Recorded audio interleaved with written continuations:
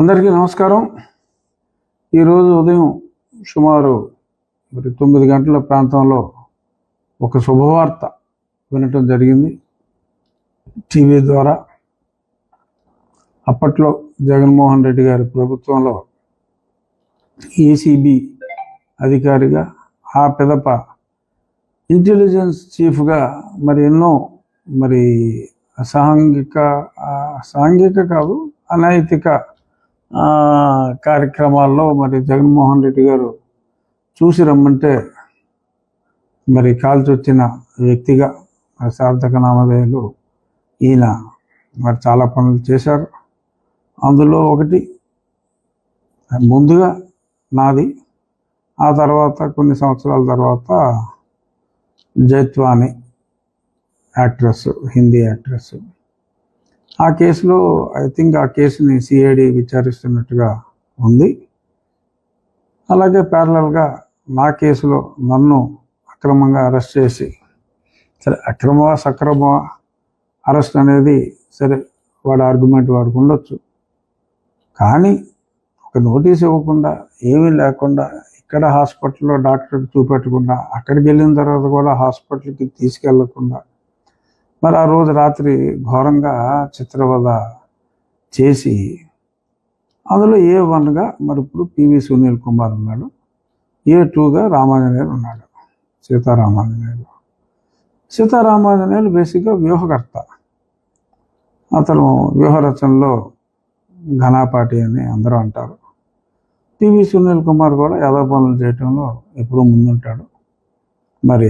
ఆ పివి సునీల్ కుమారు ఇతను వ్యూహరచనలో భాగస్వాములు అనటంలో ఎటువంటి సందేహం లేదు. ఇప్పుడు జత్వాని కేసులో సీతారామాంజనేయులు తన్ని అరెస్ట్ చేయటం జరిగింది. సో అందరూ అరెస్ట్ చేసినప్పుడు పొద్దున్న టీవీ మాధ్యమాలన్నీ కూడా రఘురామ RRR కేసులో కూడా ఈయన A2గా ఉన్నారు అని చాలా స్పష్టంగా ఎవరికి తోచిన కథనాలు వాళ్ళు రాస్తున్నారు. సంతోషం అనిపించింది డెఫినెట్గా. కానీ ఎక్కువ మంది నన్ను అడుగుతున్న ప్రశ్న, చాలా ఫోన్లు వచ్చినాయి, అందరికీ సమాధానం మళ్ళీ ఫోన్లలో చెప్పకుండా ఈ రకంగా మీడియా మాధ్యమం ద్వారా తెలియచేద్దాం అనుకుంటున్నా. పివి సునీల్ కుమార్ని కూడా ఇప్పటికే చాలా ఆలస్యమైంది, కనీసం మాట వరుసకు కూడా పిలవటం జరగలేదు. నో డౌట్ ఒంగోలు పోలీసు అధికారులు ఒక క్రమ పద్ధతిలో విచారణ చేస్తున్నారు. కానీ దెబ్బలు తిన్నోడు నాలాంటోడు అట్లీస్ట్ మోటారు వాహనం అంటే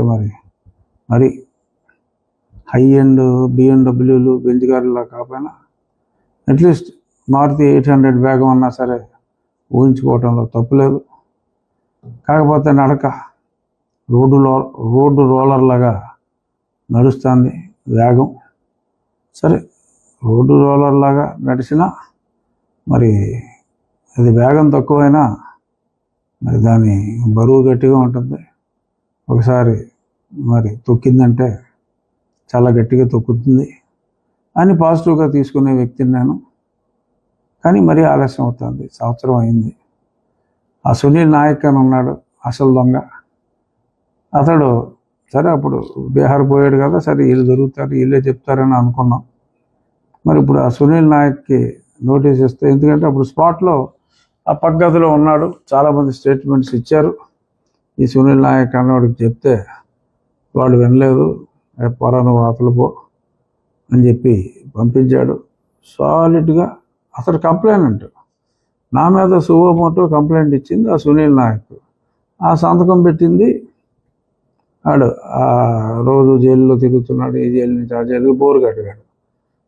అనిల్ నాకు సాక్షి సంతకం పెట్టాడు. దీన్ని బట్టి అర్థమైపోయింది మీ క్వాలిటీ ఆఫ్ ద కేసు, వీళ్ళకి ఈ సాక్షి వాడికి ఎటువంటి సాక్ష్యం దొరుకుతారో అనేది ఆ బోరగడ్డ అనిల్ కుమార్ని చూస్తేనే సమాజానికి అర్థమవుతుంది వీళ్ళు ఎంత గొప్ప వాళ్ళు.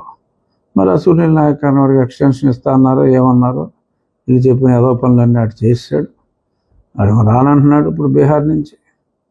ఎందుకంటే నేను వారు రానంటున్నారు ఈ తొక్కలో డైలాగులు ఇంకా అనవసరం అనుకున్నాను. ఎందుకంటే మరంతా డర్టీగా బిహేవ్ చేస్తున్నారు. రానంటున్నాడు అక్కడి నుంచి.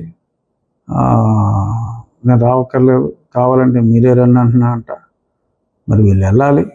అక్కడికి వెళ్ళిన తర్వాత క్రిస్టల్ క్లియర్. మరి ఎలా అయితే ఈ ఆఫీసర్ని సీతారామాంజనేయులు IPS మరి ఎలా అయితే అరెస్ట్ చేశారో మరి అదే బాటలో ఇప్పుడు వేగం పుంజుకుంది.